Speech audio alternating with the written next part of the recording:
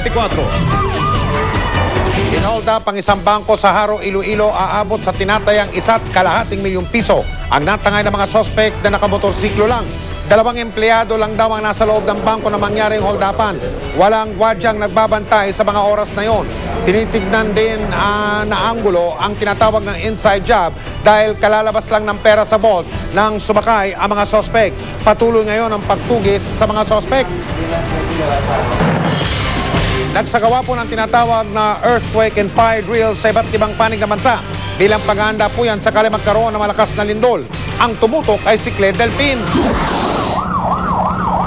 Maagap na dumating ang helicopter sa Camp Aguinaldo, sakay ang mga rescuer. Maya-maya pa nagrapel sila pababa sa kunwari na susunog na headquarters. Ang tubig na pamatay sunog, dala naman ng isa pang helicopter. Bago nito, nag-set up na ng mga tent kung saan dadalhin ang kunwari mga biktima. Kompleto pati sa K9 units at mga ambulansya ang earthquake and fire drill sa kampo. Earthquake drill naman ito sa Benigno S. Aquino High School sa Makati. Sa tunog ng alarm, mabilis na nagtakbuhan palabas ng classroom ang mga estudyante. Duck, cover, and hold para iwas sakuna. Agad dumating ang mga bumbero, ambulansya at iba pang rescue teams. Mabilis ding inilatag ang SOP sakaling may chemical spill. Sa Mandaluyong, mga empleyado ang nagtakbuhan palabas ng Strata Building. Iba't ibang rescue operations din ang nasaksihan. May nagrapel at may tumawid sa mga gusali. Sa East Avenue Medical Center sa Quezon City, may kunyaring sunog na agad na apula. Ang mga kunwari na trap sa loob, ginamitan ng fire truck crane para mailabas. May earthquake at fire drill din sa Bataan. Sa Cebu, Legazpi City, Albay at iba pang panig ng bansa. Ayon sa PHIVOLCS sa Metro Manila, 7.2 magnitude ang pinakamalakas na lindol na pwedeng mangyari mula sa West Marikina Fault Line. Pero wala pang teknolohiyang makakapag-predict kung kailan mangyayari ang lindol.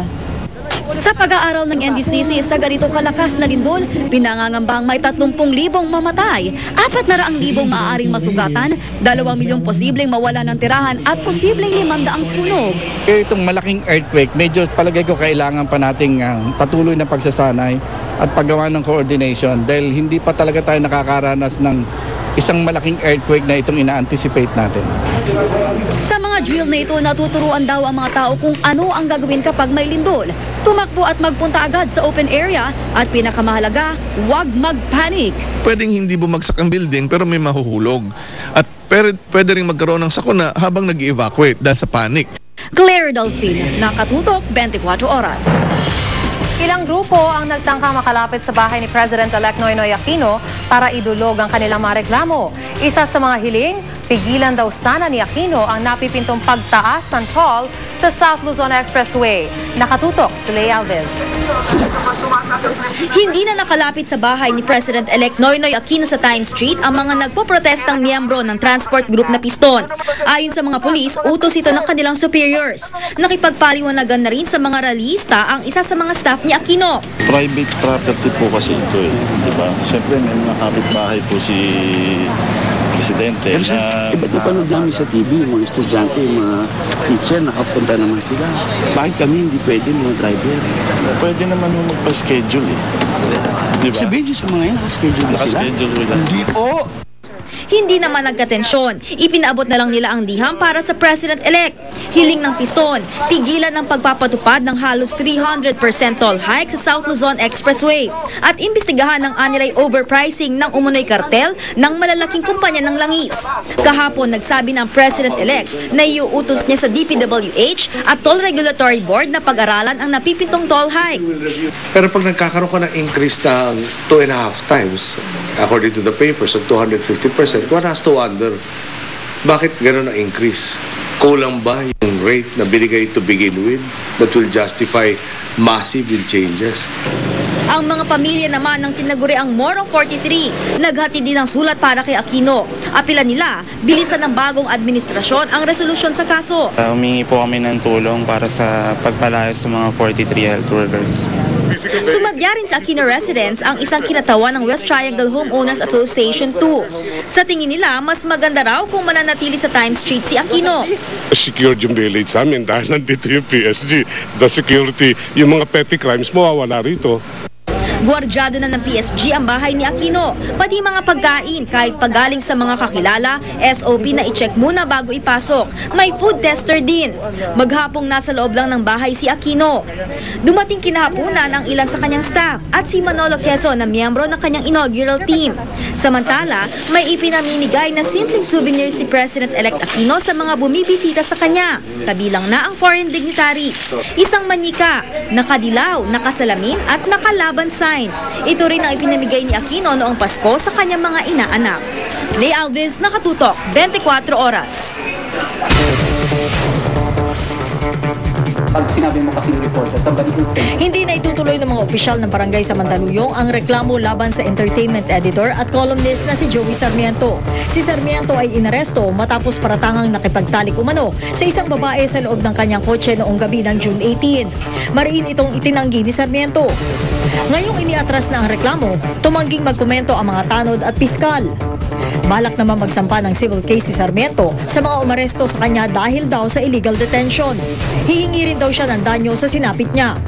Na-ospital daw kasi siya ng gabing yun dahil sa hirap sa paghinga. So parang... Mainit ang naging pag-uusap ng mga kinatawan ng Department of Education at ilang religious leader at mga magulang ang kanilang paksa, sex education. Nakatutok si Jerry Santo. Simula pa lang ng presentation ng DepEd sa kahulugan ng sex education, sinalubong na agad ng pag-alma ng mga taong simbahan.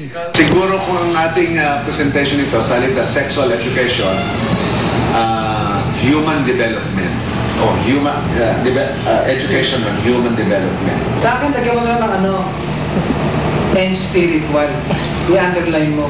Ayon sa mga obispo, hindi usaping physical at psychological lang dapat matuon ng sex education. Dapat daw bigyang diin na ang sex education ay usaping spiritual din. If we would be teaching this, why don't we teach that all things you see here, okay, especially in reproduction, should come within marriage. So wala ako nakikita gano'n. So we're not strong on that values. Kasama sa argumento ng DepEd sa kahalagahan ng sex education ang survey na ginawa ng National Demographic and Health Survey noong 1998. Sa mahigit 3 milyong teenager daw ng taong ito, 5.2% ay nabuntis at 92% sa mga ito nabuntis nang hindi planado. That is our assumption. We are a very conservative country and this kind of curriculum, if we have asked the church and the other religious community, then we might have avoided controversy. Ang magiging connotation din daw sa ipinakita ng DepEd ay bawal magbuntis. Gusto namang obispo na ipaliwanag ng DepEd ang sex ay dapat lamang para sa mag-asawa. At bago raw sana ipaliwanag ang sex sa mga estudyante, unahin daw sa module ang kahalagahan ng wellness, proper hygiene at samahan ng spiritual aspect. May mga magulang rin na dumalo sa pulong ng religious groups at DepEd. Ilan sa kanila pabor na iturang sex eduk mula grade school hanggang high school. We know that the parents have that responsibility, but we have to be realistic. Magiging katanggap-tanggap naman daw ang usaping sex education sa paaralan ayon kina Bishop Efrain Tindero kung take away whatever will be contentious, particularly to the doctrine of particular church, particularly the Roman Catholic Church. Makikinig naman daw ang DepEd sa mungkahi ng mga obispo. Yung kanilang mga comments, tatanggalin natin doon and once more pakita sa kanila kung okay na, siguro pwede na magamit. Jamie Santos, Nakatutok, 24 Oras.